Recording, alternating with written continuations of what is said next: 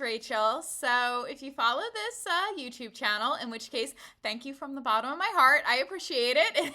It makes me very happy that you do, especially because I'm not really techie in the video world. As you can tell, I'm just chilling in my apartment, recording on my laptop. I wanted to do a video all about solo travel, which I feature a lot on here, and I love solo travel. I've been traveling solo for about 10 years now, which is a very long time, and it's really awesome because it builds character, it gets you out of your comfort zone, you meet new people, and there's so many wonderful things about traveling solo around the world, and if you're on the fence about doing it, I highly recommend it. However, there are negatives too, without a doubt. So this video is going to be all about the 7 things that I hate about solo travel, which I know that's really, really harsh. I feel like hate may be too strong of a word. Like, I know you get more clicks by using words like that in the title, like, I hate this. But really, these are just things that I personally dislike a lot, and they're things you can get over. I mean, if you really want to travel alone, see them more as slight annoyances. Maybe, I don't know. But these are just some, downsides that you should be prepared for if you're planning on traveling solo, especially for the first time. So I won't waste any more of your time. Let's get right into it and talk about some of the things I really don't like about traveling solo. All right, so probably the thing I hate most about traveling solo is eating alone. I know I probably sound like the biggest baby right now, but I have major anxiety when it comes to dining out at restaurants by myself. Like, I can sit at a bar, order a drink, and get a meal that way because bar seating, it doesn't seem to be as high stakes. But if I had to go out to a fancy dinner by myself, I think I would be terrified. Now, I know that there's a lot of people who are really confident when it comes to solo dining. They're great about ordering a table for one and they just bring a book and they have like a really cool, sophisticated air about them. Like, you think they could potentially be a food critic, but I just can't do it. Like, I don't know.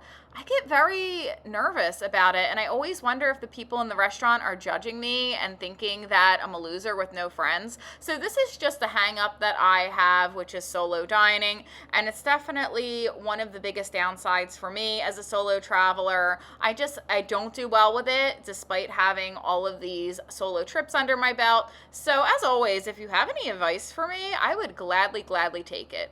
A few things I do though, to kind of avoid that awkwardness of dining by myself is that I go on food tours, and food tours, they're just so much fun, and you get to find really cool places that you maybe would miss as a solo traveler, and then you also have this built-in group of friends, and you're able to share food together, and food tours are just really great, and I've met like a ton of really cool people through food tours that I'm still friends with to this day, so I really do recommend them. I think that they're awesome. However, I know that food tours too can be a little on the expensive side, so if you're on a budget, you may only be able to do one food tour. Like, you obviously don't want to be doing them every single day because they also can be long, and if you're spending like 4 hours out of every day going on a food crawl, it could be overkill.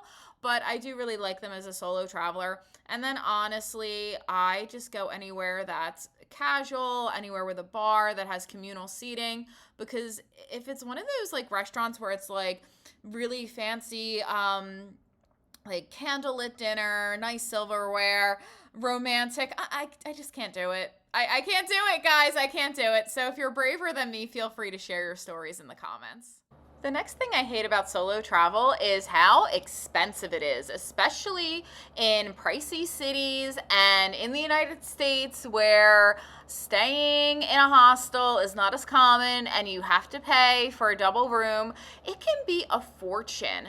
Not to mention, there are some guided tours where you have to pay a single supplement, which just like is horrible for your bank account because you would rather be spending that money on delicious food, on museum tickets, on shopping than a single supplement. Like, they are the literal worst. So price can be a big factor.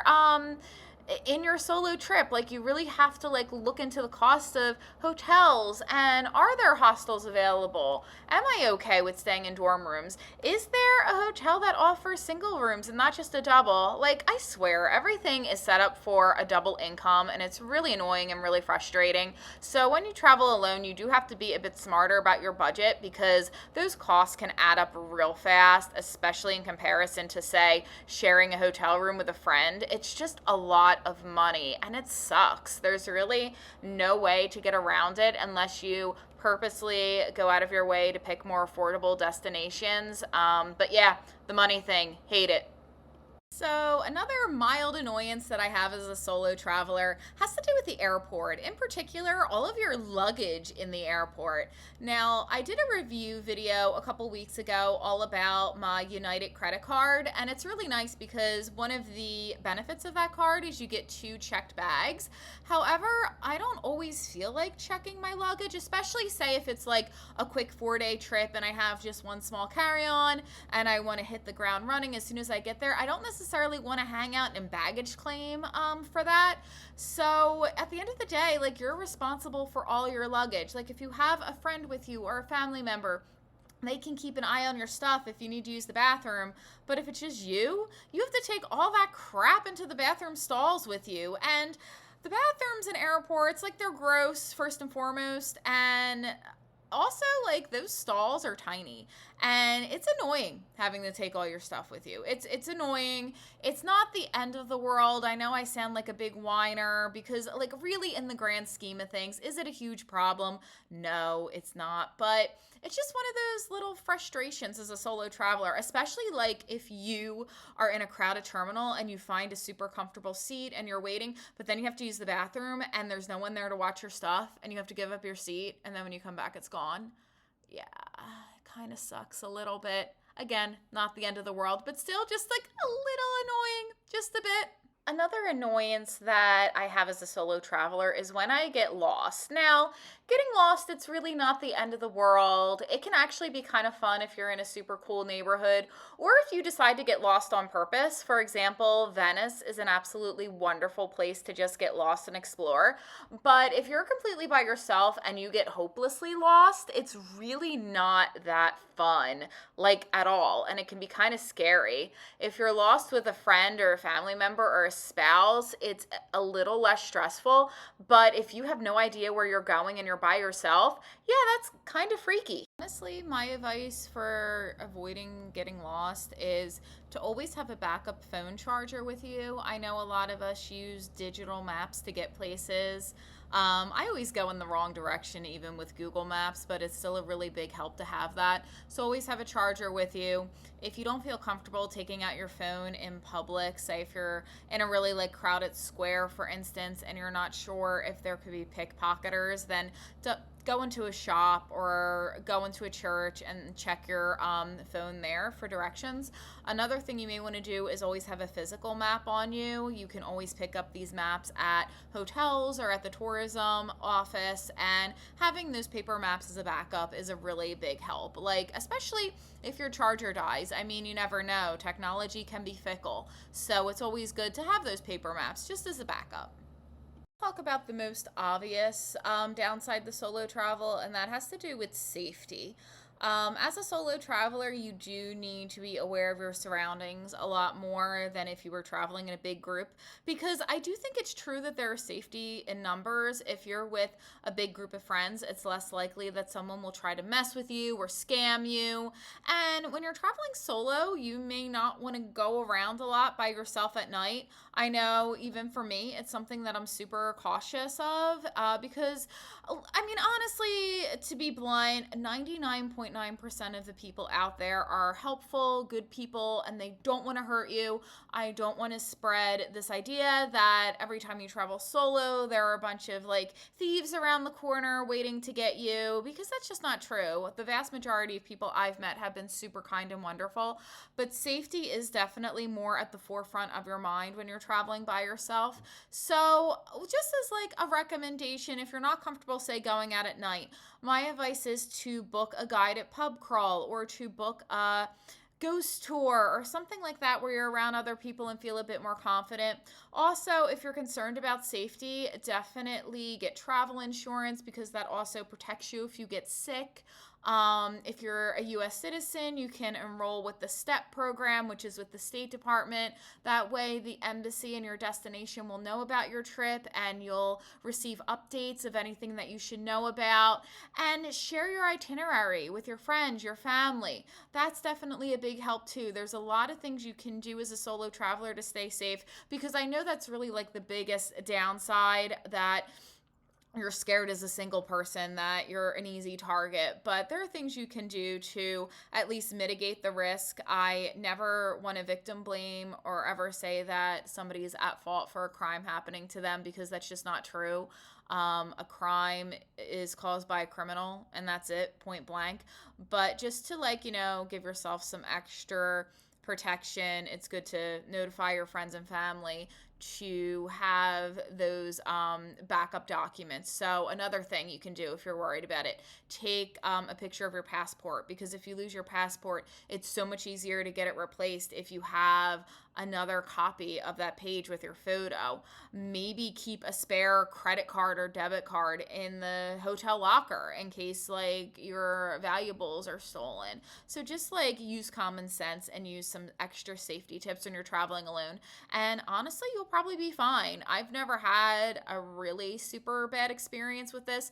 The only time I ever got ripped off was actually in a cab in Prague, but I was out with a bunch of my friends from the hostel. We waved a cab off the street. We maybe had a little too much to drink and, we were overcharged. These things happen, but don't let it ruin your trip. Another thing that I hate about solo travel, well, another annoyance, I should say, has to do with basically feeling lonely. Because loneliness happens and it's a drag for sure. Because I think it's natural and normal to just want to share these beautiful experiences with our friends and our family and our significant others. And there are times when you just want to share so badly, but nobody's there with you. So these feelings of loneliness are 100% normal, but they still kind of suck. My best advice for combating loneliness is don't feel guilty about going back to your hotel or your hostel and watching your favorite comfort show or reading a favorite book or calling home.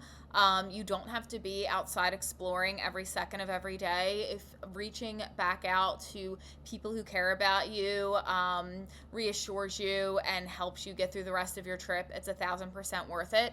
And don't ever feel guilty about doing that. I mean, I am in constant contact with my friends and family. I love sharing what's going on, and it makes a big difference. Now, the next thing I hate is a little bit on the vain side, and I fully admit that. So something you probably noticed about my travel videos in general is I'm really not in the destination all that much. I film a lot of the pretty buildings and the food and the beautiful scenery, all of that, but I'm really not in the videos of the destination. Why? Well, when you travel alone, it is a pain in the ass to get good pictures of you, and it's even more of a pain in the ass to get a good video of you. So if you're somebody who likes being in pictures, if you're photogenic, it's hard to get those perfect shots. Whereas if you're with friends and family or a boyfriend or girlfriend, it's totally fine to ask them. But asking strangers can be super awkward, and they also don't always take the best pictures. Now, of course, you're welcome to take a tripod with you. But if you're anything like me, you also feel kind of awkward posing for a tripod because it's the same thing as the dining thing with me. I always wonder if people are judging me and whatnot.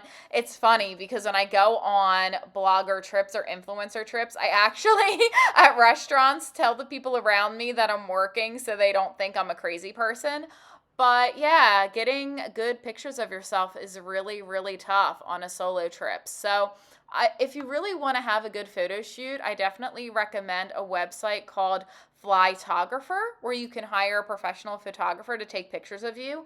Now, it is really pricey, but if you're somebody who just really wants fantastic pictures of themselves on a solo vacation, I highly recommend it because the photographers do a fantastic job.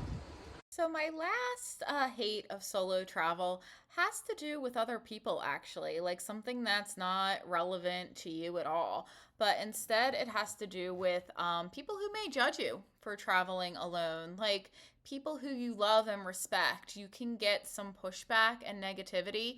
Now, if you have good relationships with your friend and family or significant other, it may be coming from a place of love. Like, obviously, people care about your safety, and even though solo travel is way, way, way more mainstream now than it was when I first started traveling, it's still not like as popular, at least here in the States, as other forms of travel. So you can encounter some pushback from people, but you do need to stay true to yourself and plan your trip regardless. Now, I'm going to do a whole other video about how to convince friends and family to let you travel alone, or at least be okay with it. Because if you're an adult and you're paying your own bills and you're, living on your own and you have your own apartment, it's really like your call because you're financially supporting yourself.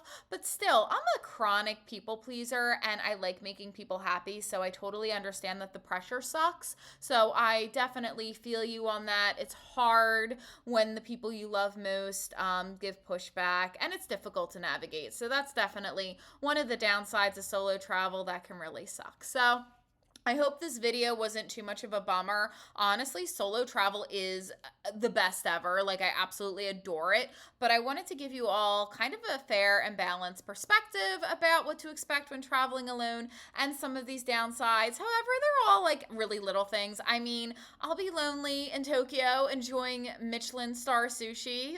Okay, like seriously. Or I'm fine being by myself walking around the Louvre in Paris. Like, no problem. Like, that's great. Like, I'll deal with taking my luggage to the bathroom if it means I can go to France. So, whatever. But all that aside, I hope you have a great time traveling solo, and I am here to help you as always. If you have any questions about solo travel in general, feel free to drop them below, and I'll definitely have more videos for you soon. And I hope you all plan amazing trips. So, take care. Final thing, I realized in that last clip I said the word like 50 million times, and I hope that wasn't too much of a turnoff. Just a quirk I have, apparently. So sorry about that. See what I mean about being a chronic people pleaser? So take care, everybody. Enjoy those solo trips, write some itineraries, and I'll see you in the next one. Bye, guys.